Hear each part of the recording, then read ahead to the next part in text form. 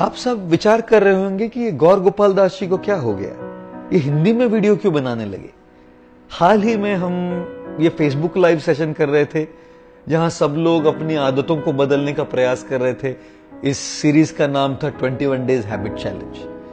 तो कई जो श्रावक थे, श्रोता थे, उन्होंने सुझाव दिया कि आप हिंदी में भी बोलना शुरू कीजिए। और हमारा विचार था कि हमारे सारे भारतीय बंधुओं को और सारे भारतीय बहनों को हमको हिंदी में ये संदेश सुनाना है।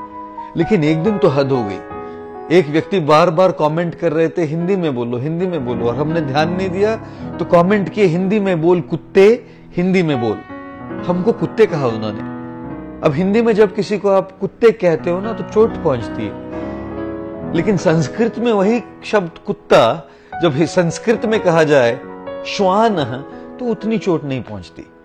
हिंदी में आपको किसी को मूर्ख कहना है तो आप कहोगे गधे कही के, चोट पहुंचती है ना किसी को गधा कहो तो।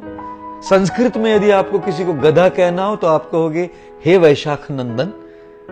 अब जिसने भी ये वीडियो देखा है उसको आप वैशाख नंदन नहीं कहिएगा, वो समझ जाएगा आप उसको गधा कह रहे हैं। संस्कृत भाषा ऐसी है, ये सुसंस्कृत लोगों की भाषा है और इसीलिए इसमें कठोर से कठोर वचन जो होते हैं उसका प्रभाव भी मृदु हो जाता है, सॉफ्ट बन जाता है।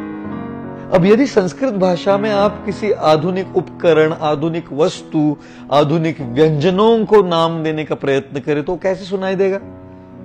यदि आपको संस्कृत में आइसक्रीम कहना है तो आप कैसे कहोगे, दुग्ध शर्करा युक्त हीम घनगोल गट्टू।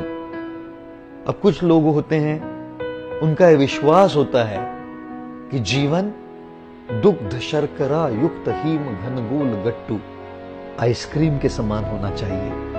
उनके जीवन की फिलॉसफी, उनके जीवन का सिद्धांत है कि जीवन एक आइसक्रीम के समान है।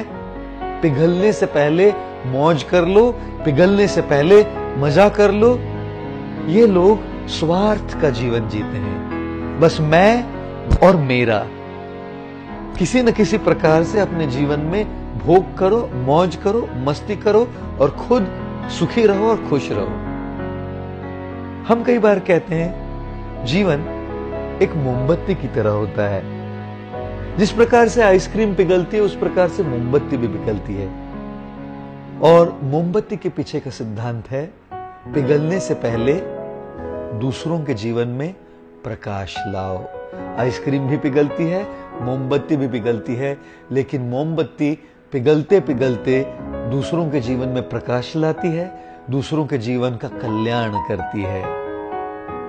और इसीलिए हमारे जीवन की यात्रा आइसक्रीम से मोमबत्ती तक की यात्रा है। इस संसार में कई मोमबत्तियां हुई है जिन्होंने निस्वार्थ भावना से दूसरों की सेवा की है, जिन्होंने अपनी मौज, अपनी मस्ती, अपना सुख इसका विचार ही नहीं किया है। हम में से कई लोग हैं जो ये मोमबत्ती नहीं बन सकते, किंतु क्योंकि हम मोमबत्ती नहीं बन सकते इसलिए हमको आइसक्रीम नहीं रहना चाहिए। आइसक्रीम से धीरे धीरे मोमबत्ती की ओर प्रगति करनी चाहिए।